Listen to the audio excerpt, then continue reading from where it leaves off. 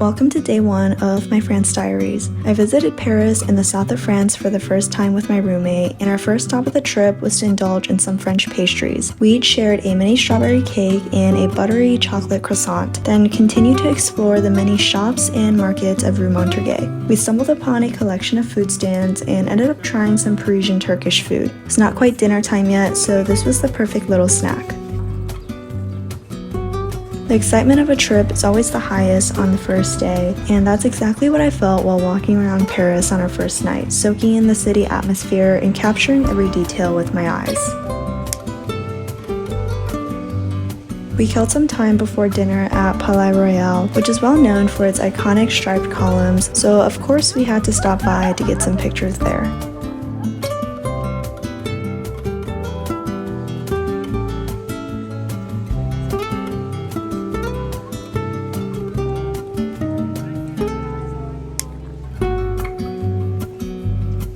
Right across from the courtyard is a beautiful garden with a gorgeous view of the palace, lined with perfectly shaped trees and a quaint little fountain. We sat there for a little bit and let our feet get some rest from all the walking we've done.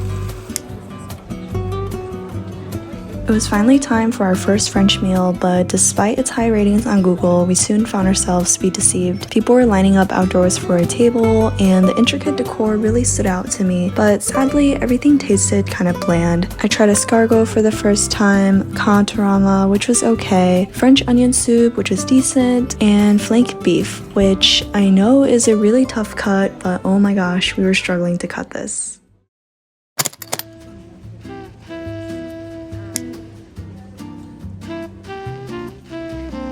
I've always loved Monet's water lily paintings, and it felt so surreal to stand in these galleries and get such an enlarged and 360 view of them.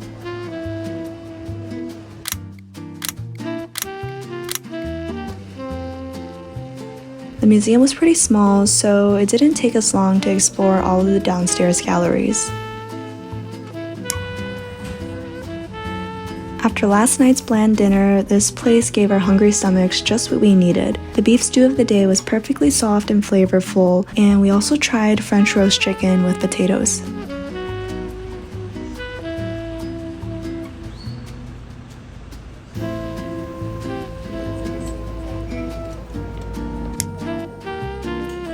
We got ourselves a tall glass of strawberry matcha after lunch, then walked closer to the Eiffel Tower for some photos.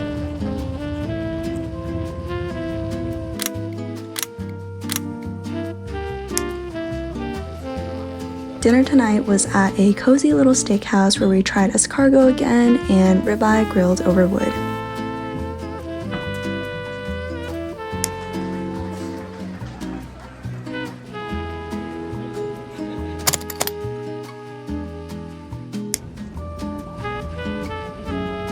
No trip to Paris is complete without a visit to the iconic glass Louvre pyramids.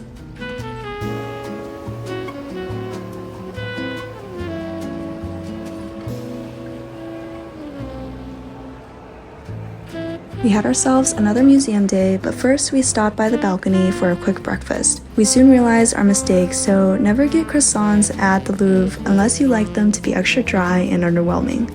On the bright side, the view from the balcony was absolutely gorgeous.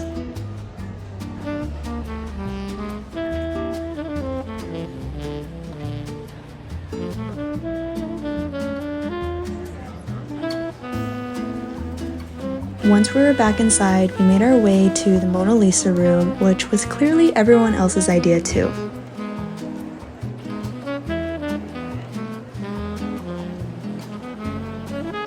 Eventually, we walked through the rest of the museum, admiring marble sculptures, extravagant paintings, and ornate architecture.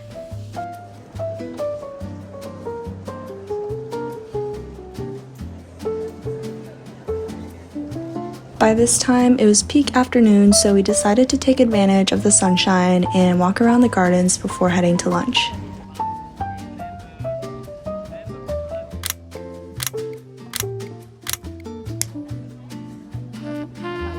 Even though it was above 70 degrees, I somehow convinced us to try traditional French hot chocolate, which was so fragrant, rich, and chocolatey.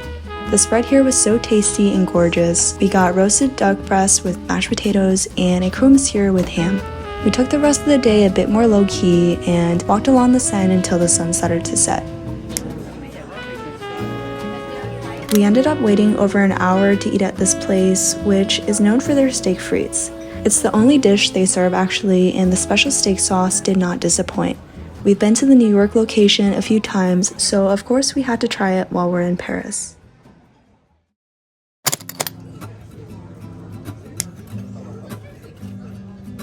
We had a day trip to Versailles planned for today and started the day with a light breakfast near our Airbnb.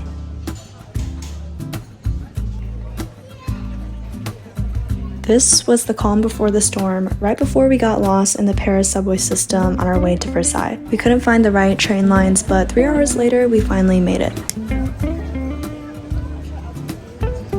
Our stress and chaos was quickly forgotten as soon as we saw this open-air market buzzing with energy as people shopped around for fresh produce and freshly cut flowers.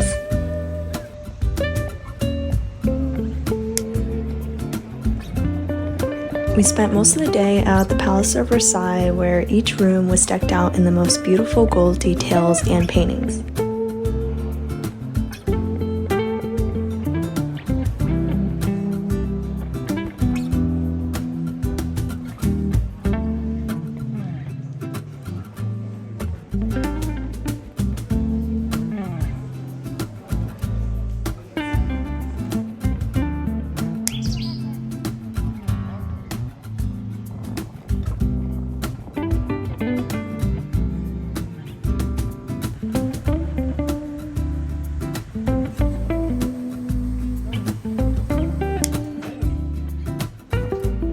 Since we were in France, we had to try duck liver at least once, and along with that, we also shared beef stew with potatoes and grilled fish for lunch.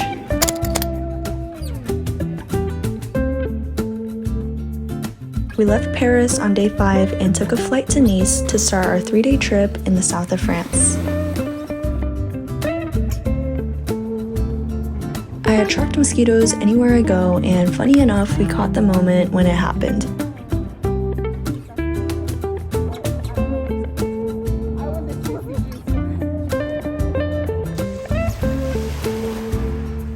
Our first night in Nice was a bit gloomy and chilly, so we left the beach and wandered around Old Town for a bit.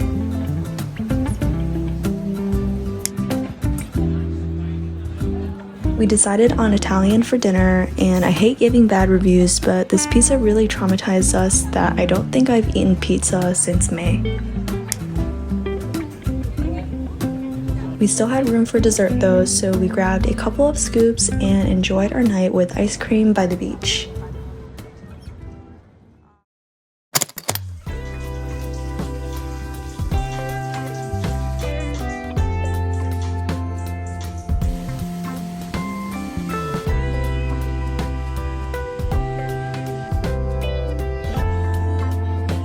Our first stop of the day was the Old Town Market.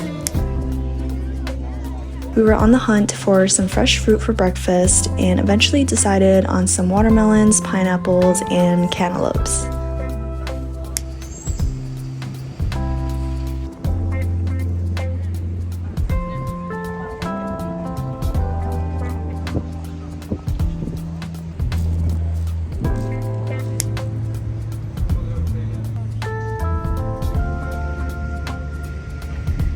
Even though I'm not a huge fan of seafood, I thought I should still try since I'm right by the water. We shared a pot of white wine mussels and fries for lunch, as well as a flavorful dish of chicken kebabs and pita. This was truly one of the best meals I had.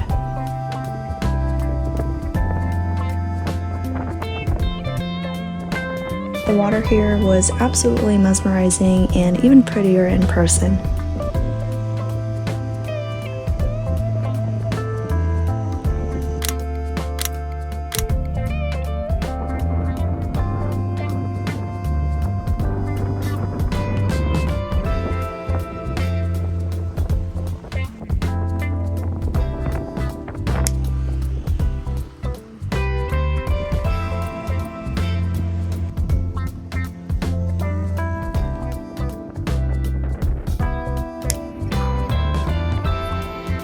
One of my favorite things about the trip was how easily we could get fresh squeezed juices, the perfect drink for a hot summer day. Since we were pretty close by Castle Hill, we hiked up the stairs to get a view of the city from above.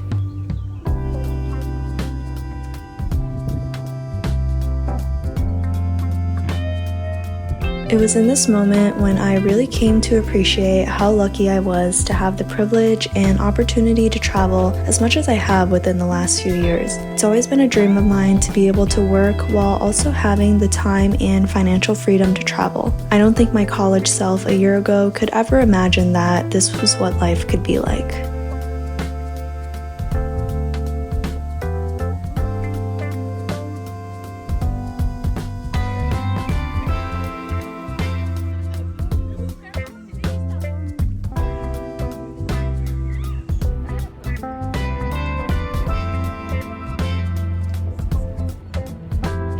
"15,000 steps later, we headed back towards the beach to unwind and catch the sunset.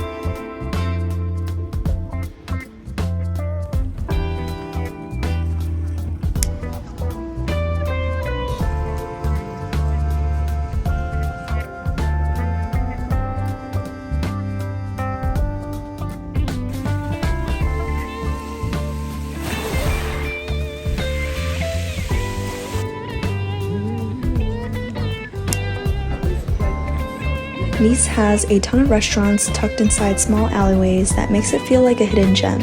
We sat outside of the steakhouse and people watched everyone passing through as we had yet another steak dinner.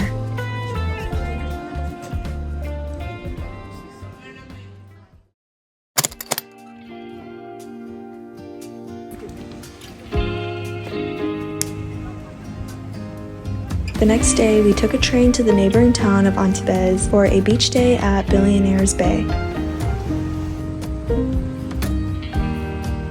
Unfortunately, it was cloudy, so the water wasn't as bright blue as it normally is. After exploring the town center and grabbing lunch, we headed back to Nice since we didn't want to accidentally miss the train back home.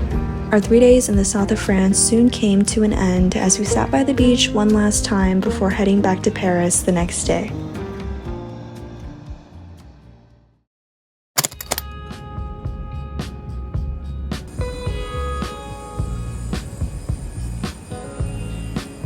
Back in Paris, after a 1-hour flight, we were greeted by a friendly neighborhood cat in the courtyard of our third and final Airbnb. It was also at this point in the trip where we were in dire need of some good Asian food. This turned out to be the best meal we had in France.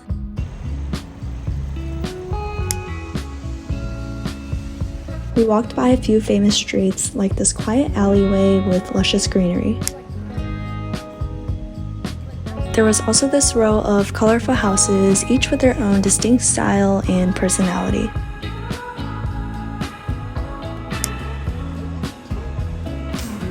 Not entirely hungry for dinner, we stopped at a bakery that was highly recommended to us by a friend and shared a yummy raspberry tart before calling it a day.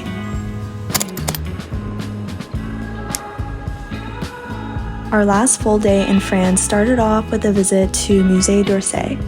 Our original plan to spend the afternoon exploring Montmartre had to be ditched because of the weather, so we just stayed close by.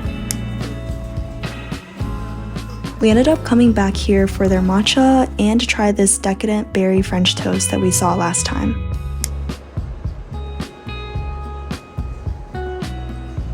We turned today into an indoor shopping day since the rain didn't seem to be stopping anytime soon.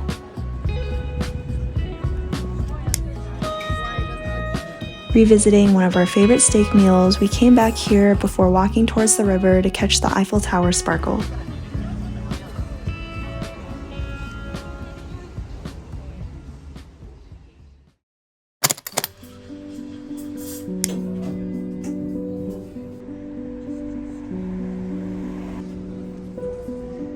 We came across this cute little cafe on our last morning and headed over to our last activity of the trip.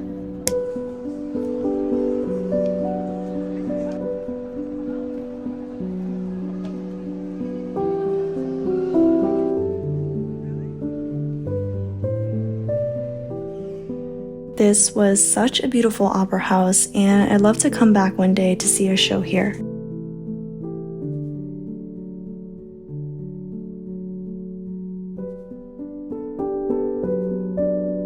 The rain continued into our last day, but at this point, we weren't even surprised.